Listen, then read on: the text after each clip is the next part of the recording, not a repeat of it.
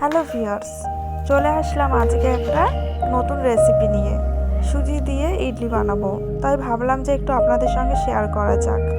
তো এখানে আমি 400 গ্রাম সুজি নিয়েছিলাম আর 250 গ্রাম টক দই। এটাকে আমি ভালো করে মিশিয়ে এটা ভিজিয়ে প্রায় 2 থেকে 2.5 ঘন্টা রেখে দেব। তো এটা যত বেশি ভিজবে ততই ভালো। তো তারপর আমি ব্যাটারটাকে ভালো করে একটু ফাটিয়ে নিচ্ছিলাম নুন দিয়ে। এরপরে ইডলি মেকারগুলোতে তেল ব্রাশ করে রেখে দিয়েছিলাম। তারপরে দুটো বাটিতে আমি আলাদা করে নিয়েছি। এটা হচ্ছে একটা ইনোর প্যাকেট, আমি হাফ হাফ করে দুটোর মধ্যে মিশিয়ে নেব। ভালো করে ইনোটাকে মিশিয়ে নেব।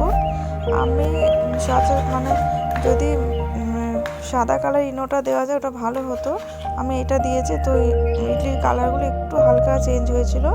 তো ইডলিগুলো আমার মেকারের মধ্যে বসানো হয়ে গেছে, আগে থেকে আমি জল স্টিমে বসিয়ে দিয়েছিলাম। তো এবার এটা হতে থাক, 15 মিনিট তো লাগবেই।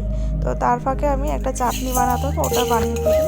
এখানে আমি ছোলার ডাল নিয়েছি, এটা ভালো করে ভেজে নেব। নেওয়ার পরে কিছুটা পরিমাণে বাদাম দিয়ে দেবো। আমি ভাজা বাদাম দিচ্ছি ওর জন্য আমি একটু পরেই দিলাম বাদামটাকে। এবার ভালো করে এটা ভেজে আমি এটা মিক্সিতে জল দিয়ে পেস্ট করে নেব।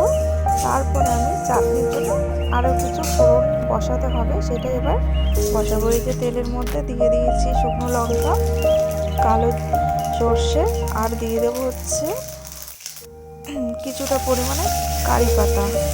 তো এটা ভালো করে ভেজে নিয়ে চাটনির ওপরে দিয়ে একটু নুন দিয়ে ভালো করে চাটনিটাকে মিশিয়ে নিলে চাটনিটা রেডি হয়ে যাবে। আরও একটা চাটনি বানিয়েছিলাম ধনে পাতার, কিন্তু ওটার ভিডিও করিনি। এই যে ইডলিগুলো প্রায় হয়ে এসছে। তো ইডলিগুলো আমার সব রেডি। এবার গরম গরম চাটনি দিয়ে সার্ভ করে দিলে জাস্ট খেতে কিন্তু হেভি লাগবে।